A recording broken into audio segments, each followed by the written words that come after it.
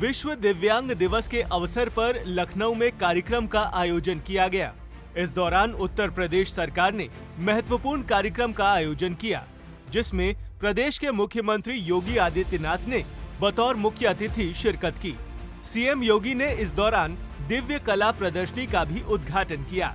दिव्यांगजन सशक्तिकरण विभाग द्वारा आयोजित इस मेगा इवेंट में 500 दिव्यांगों को कृत्रिम अंग और सहायक उपकरण जैसे व्हील चेयर, हियरिंग मशीन वितरित किए गए।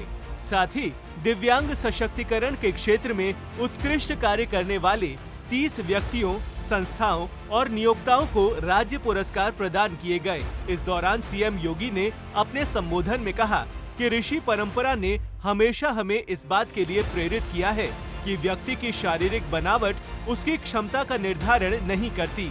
वास्तविक शक्ति मन, संकल्प और आत्मबल में है। ऋषि परंपरा ने हमेशा हमें इस बात के लिए प्रेरित किया है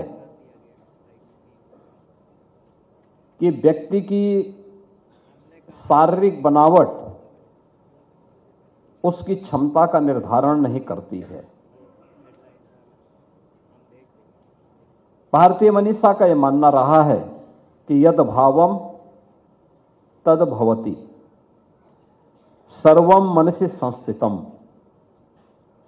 यानी वास्तविक शक्ति मन, संकल्प और आत्मबल में है।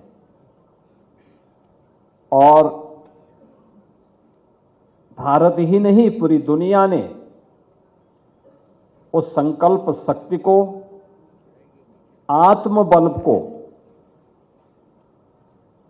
वास्तविक जीवन में, व्यवहारिक जीवन में दिव्यांग जन की सामर्थ्य से उद्घाटित होते हुए देखा है।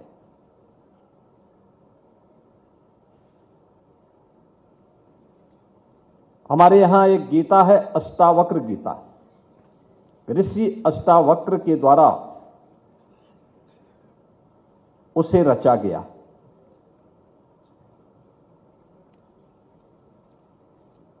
उनके बारे में अनेक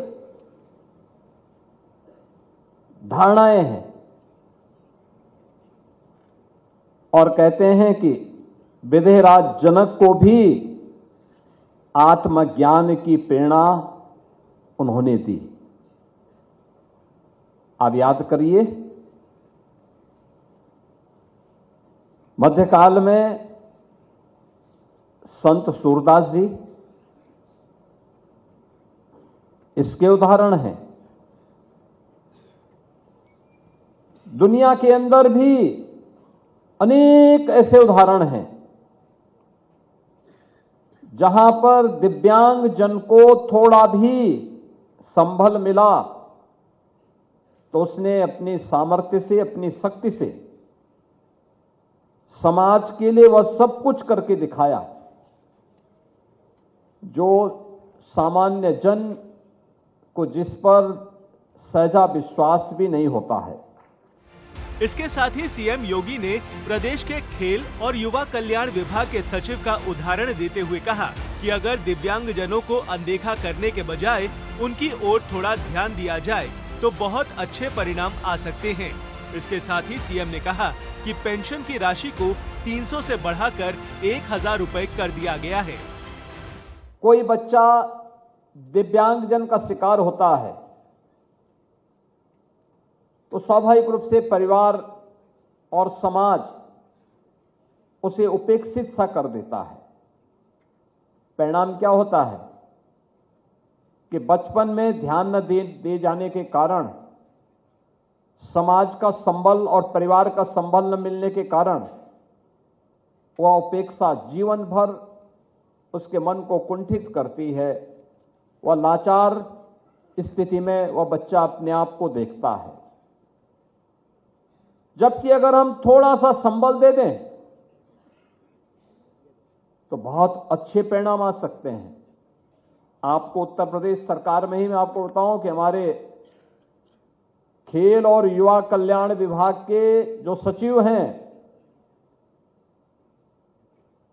ओलंपिक में मेडल जीते हैं वो ओलंपिक में, और पैरा ओलंपिक की जिस टीम ने देश के लिए पैरा ओलंपिक में सर्वाधिक मेडल जीते हैं, उस टीम का वे भी हिस्सा रहे हैं।